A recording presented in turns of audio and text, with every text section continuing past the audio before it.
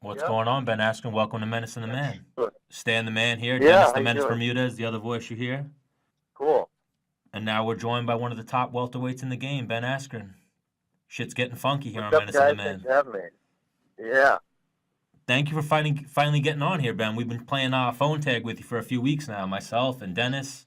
Yeah, a lot Yeah, of we've been tag. going back and forth. Man, life, especially over the holidays, life's always crazy, but this year was especially crazy between the trade and getting a fight and getting the fight moved and other things that happened. It's been pretty crazy the last couple months for me.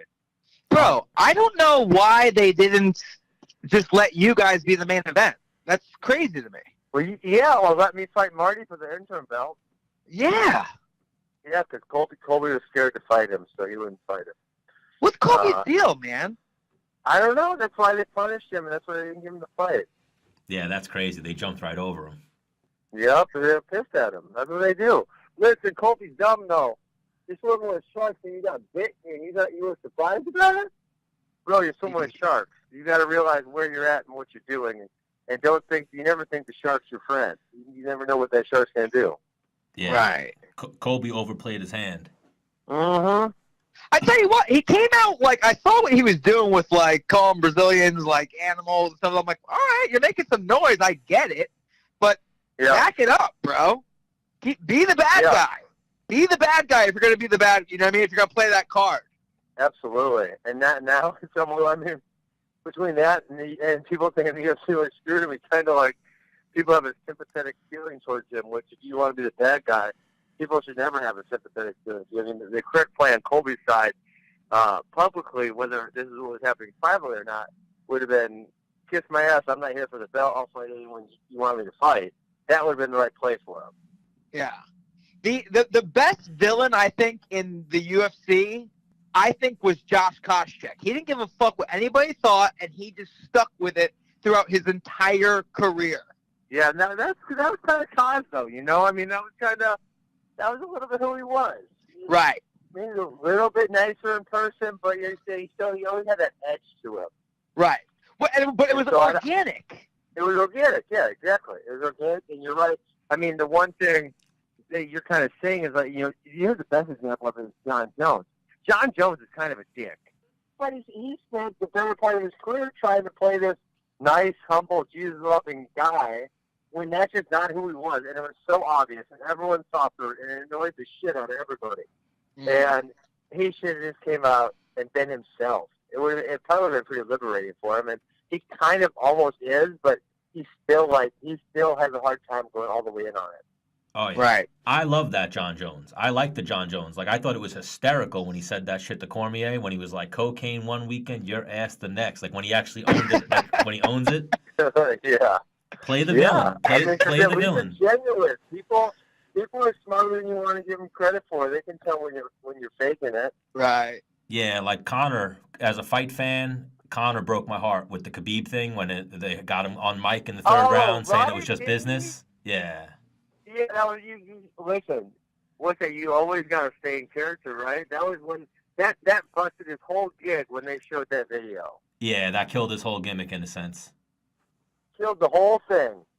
Yep, that was interesting when that happened. I was shocked by it. I thought if anyone, he was all the way in, but he came out of character when he's taking that ass whooping. Well, I think we found out in that fight, that's like when Keeping It Real goes wrong. He bumped into Khabib. Khabib keeps it a little realer. Another person that I think was his character was faulty was Michael Bisping, right? Would you say? Because I think at heart he's a little bit of a dickhead, but he wants to be the in-home fan favorite. Yeah. I would agree with that. Although, you know what, his British accent always, I don't know what it is about the British accent, but it makes me want to not like them. So he had that going for him. I don't know what it is about that accent, but it kind of gets under your skin a little. Have you fought a British guy yet? I don't think so. Because I wanted to fight Darren Till so bad. He just annoyed the shit out of me. And he's not English, he's Scottish or something over there. I know him close. But his accent really bugged me. I really wanted to fight him, but who knows? I still could eventually. I just didn't get to yet. Yeah.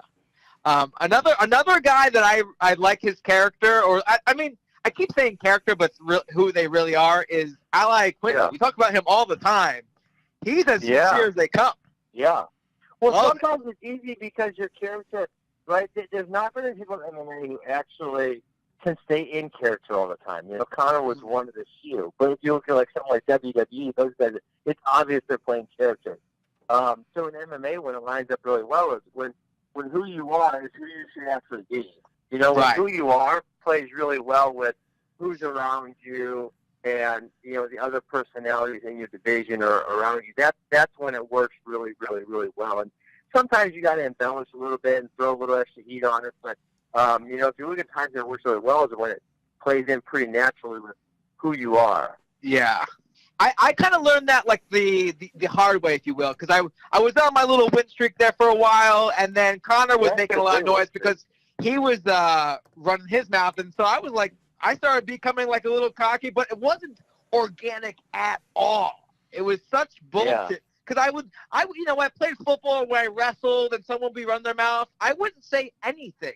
Next play, I'm fucking you up. Really? That's it. That's how I would. That's how I would do it. You're a silent guy. Yeah. I like to have a good time and joke around, but I love to eat from when I was a little kid. I mean, from when I was young, like we're talking 16, I would antagonize the other fans and just taunt them and try to make them upset. And I always loved to eat. Oh, well, that's what I was going to say. I feel like when Ben Askren talks shit, now it's natural. Easy. It's natural for Ben Askren. It's natural. It's just you talking. It's not you like putting on. Like I like Colby Covington. I'm actually a fan of. You know, I like guys that put themselves out there. But I feel like it's a little bit of a show. Like you could tell that when the camera cuts, he's going to say something different. He's going to say, "Oh, well, that was good. That was a good take." Ben Askren's going to say the same thing when the camera cuts. right. And for me, the other thing I try to do. Well, now I'm giving all my secrets. The fucking sometimes that's what you got to do, right? Yeah, you know. With some of these MMA guys, they say such simple stuff. It's easy to pick on them, you know. So you kind of just got to look for your spots. You got to wait for them to say something stupid enough that it's easy to kill them, you know. That's kind of stuff that I've always, you know. And with some of these dummies, with Colby and Marty and some of these other fools, they're going to slip up often enough where it's pretty damn easy. Right. Now, do you kind of like watch tape, if you will, on what your opponents are saying? I know I'm almost positive Conor does. No, you know what? I get enough stuff through. I'll look through my Twitter mentions, and it'll be like, look what this guy said, look what that person said, and so that's kind of where I see everything, and then I'll play off of that. Got you. Yeah, I do all my tweeting while I'm driving. That's illegal in New York. It's not. It's not legal. He's Dennis Bermudez, though. He gets away with shit. I feel like I'm pretty good. Watch, I'm gonna fucking crash on the way home now. Oh, God forbid. We don't need that. Big fight coming up next week for Dennis. Nah, dude, I'd still fight. One arm. I don't give a fuck. Just make sure John Jones is on the road with you. Anywhere. Didn't he actually have a car accident up in Albany? Wasn't he didn't have 2 underage girls in his car or something like that? Yeah. With his Bentley, right? He crashed his Bentley into a telephone pole. Yeah. Rockstar lifestyle. The gift that just keeps on giving. Damn. I love me some John Jones. Love me some John Jones. So Ben, I had wrestled for you in like a journeyman event. What are you still doing that? Or they're not. No. I was actually I was a part of 2 different. I tried the professional thing twice. Man, it's hard to make it. It's really, really hard. So obviously I would love to. I just haven't found the right avenue yet. And Flo, Flo is trying to make it go. But yeah, there's a lot of pieces in there. And I think it would be hugely beneficial to American wrestling if we could ever make something like that go, because no one's been able to do it quite yet. Right. Man. Because I remember Russell Gray. Yeah, Russell Gray. Gray Maynard. He scored a bunch of points on me in the first period, and I got him tired and came back a bunch, but it was too late. He held position pretty well. Yeah, you gapped a little bit at the end there. Yeah. Hang on, that motherfucker. So I'm talking to Frank Popolizio. He's like, hey man, you know, like, you got to make weight the night before. So I'm like, okay. And so I get to, like, whatever. And he's like, all right, that's good. So I cut weight, whatever.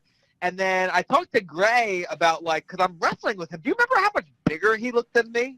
He did look pretty big, didn't he? So I'm talking to him, you know, afterwards, and he's like, yeah, man, I made weight before Thanksgiving. And I was like, what? That was like 4 days before Really? the match. I'm like, how did that work out? I'm like, no wonder you were humongous. Yeah, I remember him looking big. Because I think we were at 65. Well, I don't remember. Yeah, shoot, I don't remember anymore. Yeah. Frank's your guy, right? Frank, you grew up wrestling Yeah. with Frank? Yeah, I wrestled for him, and that was my high school wrestling club. Yeah, for journeyman. Yeah, he's awesome, man. He's kicking butt up there. I was just up there in the fall, and they had a really big tournament there. It was really good. Yeah. So I mean, his whole like thing, because I was in his very first like season, if you will, of Really? journeyman. Yeah. And I was like, I traveled the longest distance to be part of his club, and I saved like all my money from Christmas to be able to afford it. Oh, that's awesome. And so the next year, he was like, you don't have to pay. And I was a stud too. You know, I always showed up. I was early. I would stay after practice. Sometimes I would show up with only enough gas money to get there. And I'd be like, hey, Frank, like, how'd you get the money to go home? he would give me like just enough money to get home. Like, you know, like, Oh, that's awesome. like the thing is like that I didn't care. I just wanted to get there and wrestle. Like that was it. That's fantastic. You know? Man, that's so awesome. And, you know, now guys come from all over, but I was like the first guy that came from, you know, over an hour away to wrestle for 1 hour and then drive an hour the opposite direction, you know? Mm-hmm. But, yeah, his biggest thing was, like, you know, New York's like a fucking humongous, like a big state in the country. Why is there no Division I wrestling here in New York, you know, like around the capital? So he, like, brought it. Yeah. Now he brought the world. Russia comes, fucking China. Yeah. Dude, Yeah, I keep trying to make that one. We made that one. My club made the one in the spring, maybe 3 years ago or something. I was in Asia fighting, but one of our other coaches took them, and they loved it. It was awesome. But you guys know Albany's like really hard to get to. Like there's not a lot of direct flights, and right, you're right. It's a beast. It's a beast, and so I think it's 14 hours driving for us. So it's a challenge. Jeez. Oh, that's a now crazy you have some wrestling videos. You got like a series that you put out, no? Yeah, so Max and I, we had our DVD series, and we've sold out. I mean, we made that like 5 years and it sold out, and then we've been doing kind of like online stuff, and so then we just put it all together. It's called awaonline.tv. Put it all together, and I think we put it out right around Thanksgiving, and it's going really well so far. So far, so good. Yeah.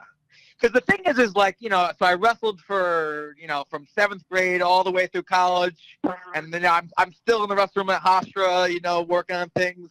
And, like, in my head, I know everything about wrestling. And then I'll come across one of your clips. I'm like, oh, yeah?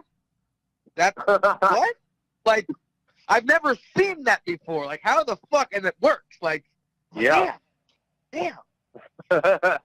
Yeah, you know, Max and I, my brother, we try to we think outside the box. And, man, we were lucky to have a lot of really good people around us in college. And so we kind of developed a fairly unique system that not a lot of other people had access to at that point in time. Right. I don't even know where your fucking style come from, dude. Like, cause Kyle Fraunhofer was my assistant coach in college, and then his main guy under him when he was at Pitt was, why am I drawing up? Because you totally tooled him, and then he became a national. Yes.